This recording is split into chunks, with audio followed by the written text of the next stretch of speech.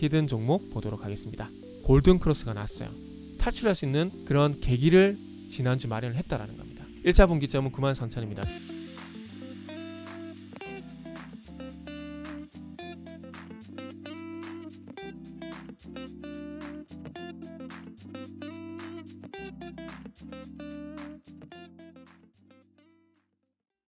자, 반갑습니다. 알파프로 과정 여러분, 정태근 전문가입니다. 4월 4일 방송 시작하도록 하겠습니다. 자, 이번 주도 화이팅 하시고요. 오늘 첫 번째 방송 종목은 한신기계입니다. 그리고 방송 말미에는 히든 종목이 공개가 됩니다. 방송 끝까지 시청을 부탁드리고요. 방송 보시고 난 이후에는 좋아요, 구독 부탁드리도록 하겠습니다. 자, 원자력 분위기가 상당히 많이 바뀌고 있습니다. 몇 년 전만 하더라도 상당히 원자력은 축상이었죠. 그런데 다시 활기가 뛰고 있습니다. 화면 같이 보시면서 말씀 좀 드려보도록 하겠습니다.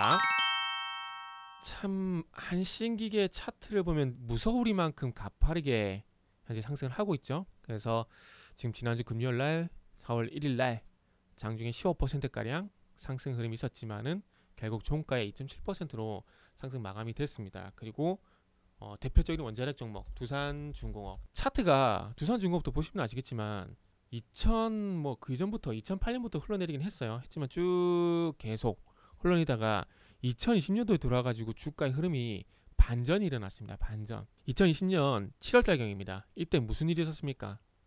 한국과 미국이 원자력 협정을 맺게 되면서 원자력 같은 경우는 이 투자 심리가 완전히 바뀌어버렸어요. 그러면서 급등이 나오고 그 이후부터 추세가 상승으로 바뀌었습니다. 자, 그래서 제가 이 얘기를 왜 드리냐면은 지금 원자력 같은 경우에는 지금 윤석열 당선인이 원자력 생태계를 복원하겠다고 말을 했죠. 이 말이 나오기 이전부터 2020년 7월달부터 이미 원전은 달리기 시작을 했었기 때문에 계속 원자력 같은 경우 좋은 얘기가 나오는 것들이 조금은 이제는 불안하다고 봐야 될 것 같아요. 왜냐하면은 이 원자력 관련된 원자력 테마 같은 경우에는, 관련주 같은 경우에는 아시다시피 지금도 말씀드렸지만 2020년 7월달에 한국과 미국이 원자력 협정을 맺게 되면서 분위기가 완전히 바뀌었고 그 흐름을 이어받아서 지금 현재 원자력 강세가 지속이 되고 있습니다. 그리고 더군다나 두산중공업은 최근에 와서 힘을 좀 못 쓰고 있는 상황이고요. 그리고 이제 대형 원전주라 될까요? 뭐 한전기술이라든지 그리고 두산중공업 같은 경우에는 최근에서 꺾였지만은 소위 말하는 중소형 원전 기자재 업체들 같은 경우는 최근에 와서 상당히 가파르게 상승을 하고 있습니다. 이게 흐름이 한국과 미국의 원자력 협정을 맺게 되면서 해외 원전 수주 프로젝트 얘기가 나오고 그걸 이어받아서 이제 국내에 윤석열 당선인이 또 원자력에 대한 얘기를 하다 보니까 그 바톤을 이어받아 가지고 중소형 원전 기자재 업체들이 현재 상승이 가파르게 나오고 있는 상황입니다. 그래서 지금 저는 개인적으로 좀 걱정이 되는 게 뭐냐면 해외 쪽에 원전 수주를 받는다든지 아니면은 국내 쪽에 신한울 3, 4, 5기를 재개하게 되면 그게 어찌 보면 시세의 끝일 수도 있을 것 같아요. 왜냐하면 지금 예를 들게 되면은, 자, 잘 보세요.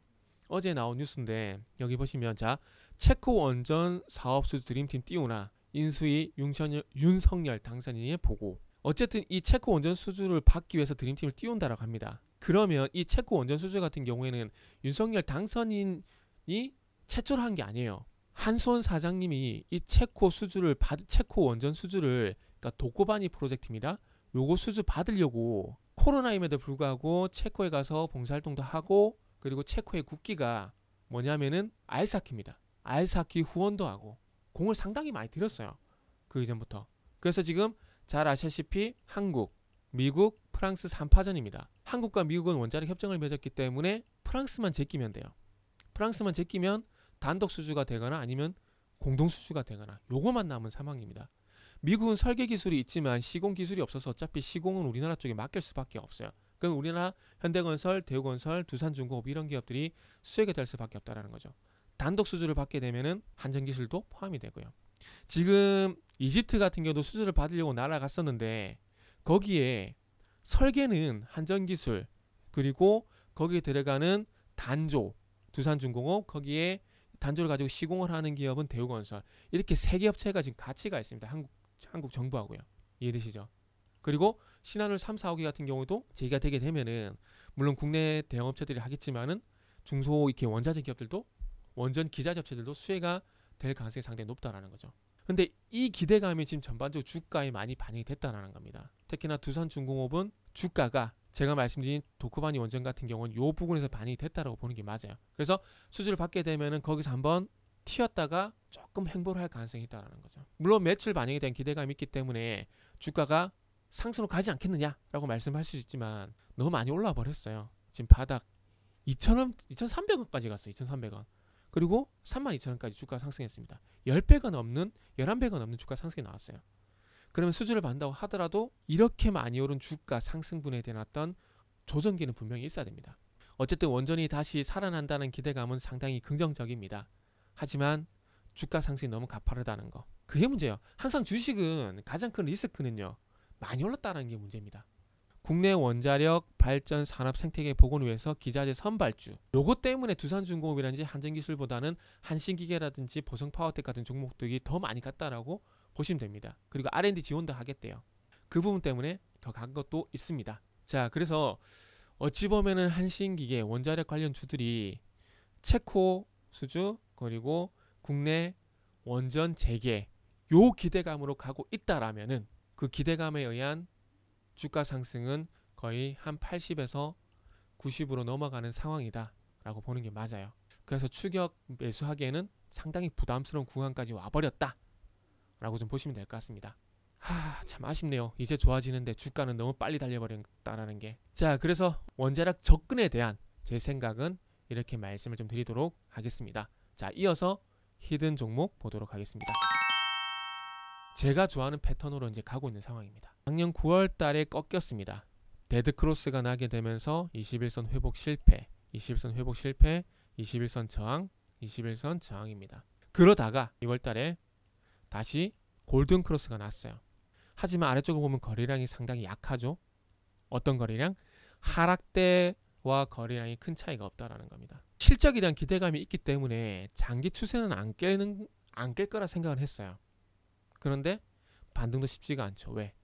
어쨌든 힘이 붙어야, 매수의 힘이 붙어야 되잖아요. 그리고 241선 다시 확인을 하고 다시 골든크로스가 났지만 힘이 약해요. 그런데 어찌 보면 작년 12월 달까지 보게 되면은 12, 1, 2, 3 4개월 평균 거래량의 2배가 넘는 40만 주가 넘는 거래량이 발생이 됐습니다. 어쨌든 여기서 8만원대의 답보 상태를 벗어날 수 있는, 디테일하게 보면 78,000원 전후의 이 답보 상태를 탈출할 수 있는 그런 계기를 지난주 마련을 했다라는 겁니다.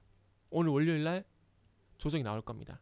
그러면 조정 이후에서 매수를 충분히 해볼 만한 상황이다 말씀드리고 싶어요. 그리고 1차 분기점은 93,000원입니다. 전고점 약간 아랫부분이에요. 그래서 1차 분기점은 1차 목표 주가로 설정을 하도록 하겠습니다. 93,000원. 1분기 실적이 전년 대비해서 147%나 좋아진다고 합니다. 전년 대비해서요. 실적주입니다. 최근에 롯데칠성이라든지 그리고 한세실업이라든지 실적 기대되는 종목들이 상당히 잘 가죠. 이 종목도 그렇게 되리라고 생각을 하고 있습니다. 철강에서 화학 쪽으로 원가 상승으로 인한 제품 가격 인상, 이 효과가 나타날 거라 생각을 하고 있습니다. 헤든 종목이 궁금하신 분들은 알파프로 홈페이지를 방문해 주시길 바랍니다.